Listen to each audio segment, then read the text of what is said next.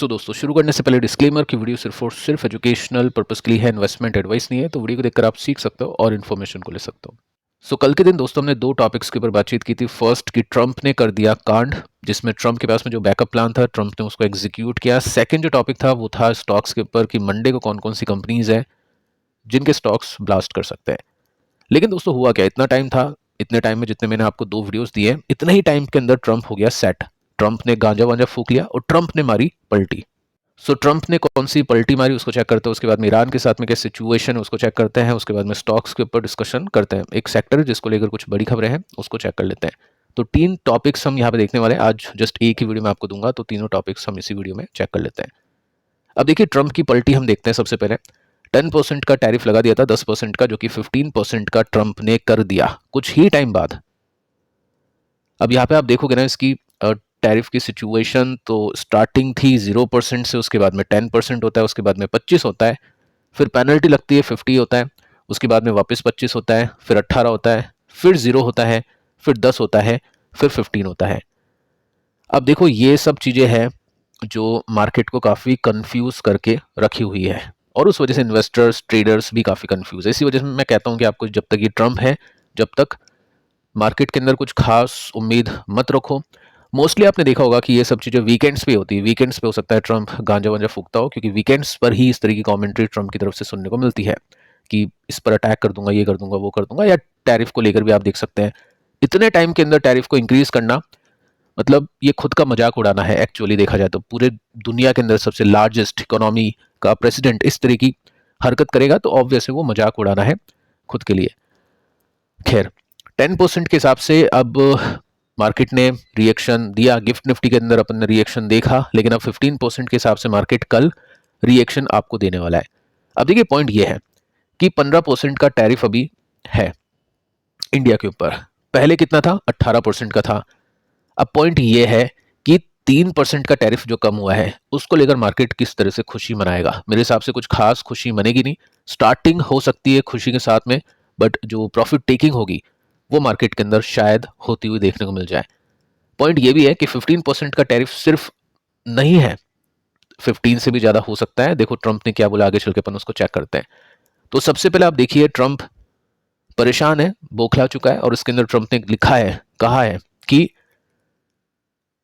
Accused किया है, आरोप लगाए हैं यूएस कंपनीज के ऊपर। सबसे पहले यूएस कुछ कंपनीज ऐसी हैं जो ट्रंप का ये डिसीजन मानने के लिए तैयार नहीं है।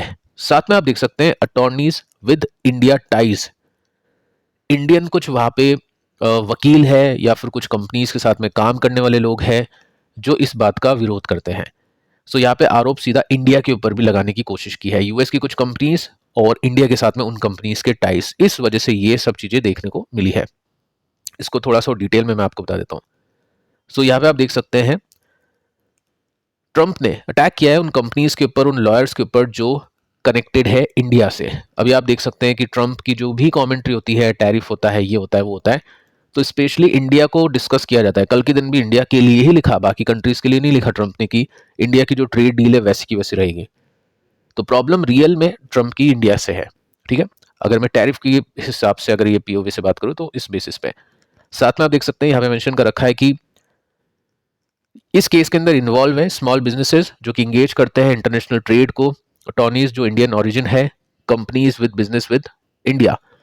इंडियन लॉयर्स, इंडियन वहाँ पे जो ओरिजिन है जो इसका विरोध कर रहे हैं, जो पैनल में भी हो सकते हैं कुछ लोग, और साथ में कुछ ऐसी कंपनीज जो इंडिया के साथ में बिजनेस करती है। इंडिया इस तरह से खेलने की कोशिश करा है जो कि हमको नहीं पता है, आपको नहीं पता है। हम ये देखते हैं कि मोदी जी ने क्या बोला, क्या नहीं बोला, वो सब ऊपर की बातें हैं। जयशंकर जी ने क्या बोला, ये बोला, वो बोला, सब ऊपर की बातें हैं।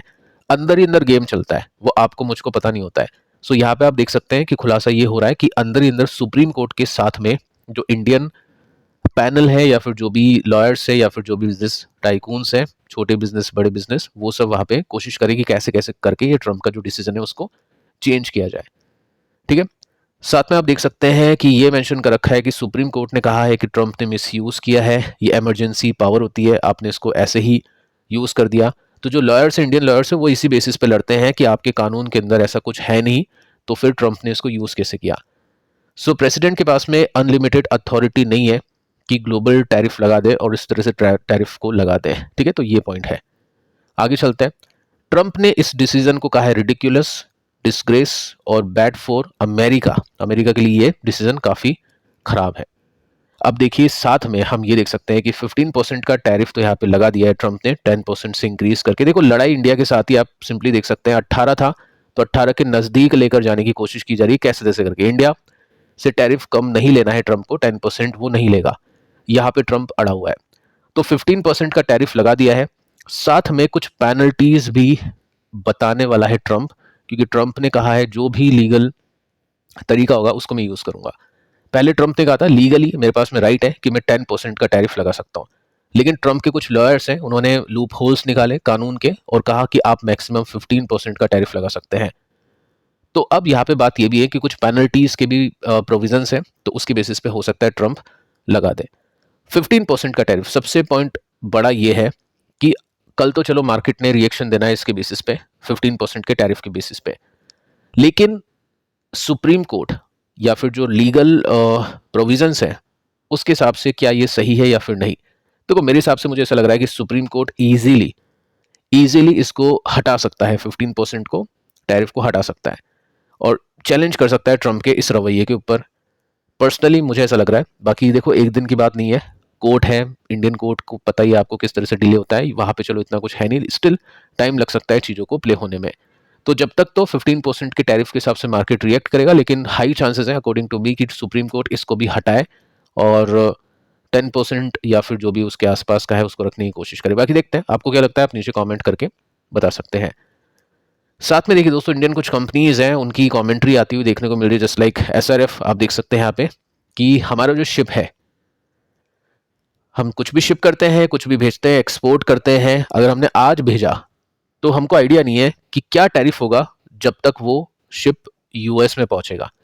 मतलब इतनी बकवास यहाँ पे चल रही है, इतना मजाक यहाँ पे चल रहा है कि शिप भेजेंगे, माल भेजेंगे, उस समय 10% का टैरिफ है, अगले दिन पहुंचेगा तो उसमें 15% का टैरिफ हो जाएगा। सो ये इंडियन कंपनीज भी परेशान है कि क्या है सिचुएशन, हमको खुद को नहीं समझ में आ रहा है, तो हम आपको बता ही नहीं सकते कि हम गाइडेंस कैसी दें, क्योंकि इम्पैक्ट करेगा टैरिफ सीधा इनके प्रॉफिट के ऊपर, तो हम नहीं कह सकते हैं, हम सेल्स का भी नहीं बता सकते, हम प्रॉफिट्स का भी नहीं बता सकते। इस वजह से एक्सपेक्टेशंस के साथ में नंबर्स मिस कर रहे हैं।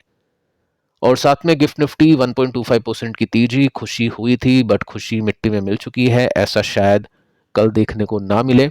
सो लेट्स सी कि कल किस तरह की ओपनिंग होती है और क्लोजिंग प्रेशर में आके होगी या फिर नहीं। आगे चलते हैं, यूएस वर्सेस ईरान, इसको चेक कर लेते हैं। यहाँ पे आप देख सकते हैं एक इंटरेस्टिंग डेटा देखने को मिला है 17 फरवरी 2026 को। जैसा कि मैं आपको बता रहा था कि हाई डिप्लॉयमेंट वहाँ पे हो चुका है। अगर आप देखोगे कौन कौन से यहाँ पे ये शिप है, जहाज है, और ये घेराबंदी यहाँ पे कर दी है, ये यूएस के यहाँ पे अटैकर्स आ चुके हैं, हर तरफ यहाँ पे यूएस ने घेर लिया है। और अभी जितना हो सकता है उतना ये जो इनका काफिला है ना, ये बढ़ने की कोशिश में है, क्योंकि अभी ट्रंप का आदेश आना पेंडिंग है। सो चांसेस इसमें भी मुझको तो हाई लगते हैं ट्रंप का रवैया देख के, कि हो सकता है कुछ ना कुछ यहाँ पे पॉसिबल हो जाए, और उसकी वजह से देखो मुझे जो चांसेस लगते हैं चलो वो बात अलग है, बाकी दुनिया को क्या चांसेस लगते हैं वो देख लेते हैं। सो प्रोबेबिलिटी यानी चांसेस मिलिट्री अटैक की कितनी है, 75% है और हायर है।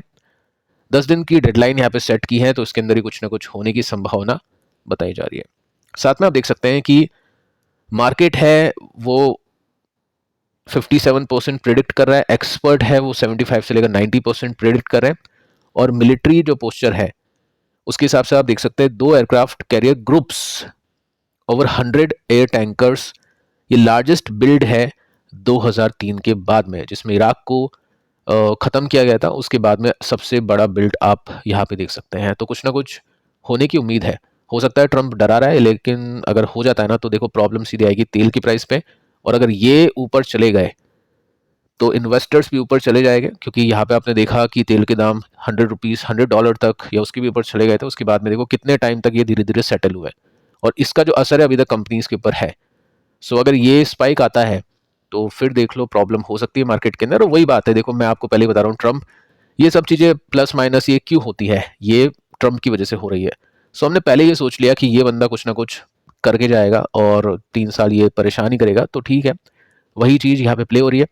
डिटेल में अपन देख रहे हैं। अगर हम ब्रीफली देखें, सोचे समझे, तो वही बात है कि ट्रम्प जब तक है, जब तक मार्केट के अंदर कुछ खास पैसा नहीं बनेगा, ऐसा लगता है। लेकिन मार्केट में नहीं बनेगा तो पैसा कहाँ बनेगा? गोल्ड एंड सिल्वर में बनेगा, क्योंकि जब भी इस तरह की न्यूज़ आती है, अटैक वटैक होते हैं, तो गोल्ड ऊपर जाता है, गोल्ड के साथ में सिल्वर भी ऊपर जाता है। गोल्ड का मंथली चार्ट आप देखोगे काफ़ी शानदार है। 24 के बाद में वन साइडेड तेजी देखने को मिली है। इसमें देखो 23, 24, 25, तो यहाँ पे भी गोल्ड ने परफॉर्म किया है। ठीक है, सिल्वर को देखते हैं 8% की तेजी। सिल्वर का मंथली चार्ट आप देखोगे तो यहाँ पे सिल्वर ने 25 के बाद ही परफॉर्म किया है, उसके बाद में 23, 24, 25 में कुछ खास नहीं किया, और गोल्ड यहाँ पे अच्छा करा था। तो कहने का मतलब वही है, गोल्ड फॉर सेफ इन्वेस्टमेंट, क्योंकि जब इस तरह की सिचुएशन होगी मार्केट के अंदर तो गोल्ड के अंदर इन्वेस्टर्स आएंगे, और उससे पहले ही खरीदारी करोगे तो फिर उसमें फायदा होगा। लेकिन मैं आपको नहीं कह रहा हूँ खरीदारी करो बेचो, जस्ट मैं आपको डेटा दे रहा हूँ, उसके हिसाब से आपको अपनी समझ के हिसाब से, या जो भी आपका फाइनेंशियल एडवाइजर उसके हिसाब से आपको काम करना है। तीसरा जो टॉपिक है, डेटा सेंटर।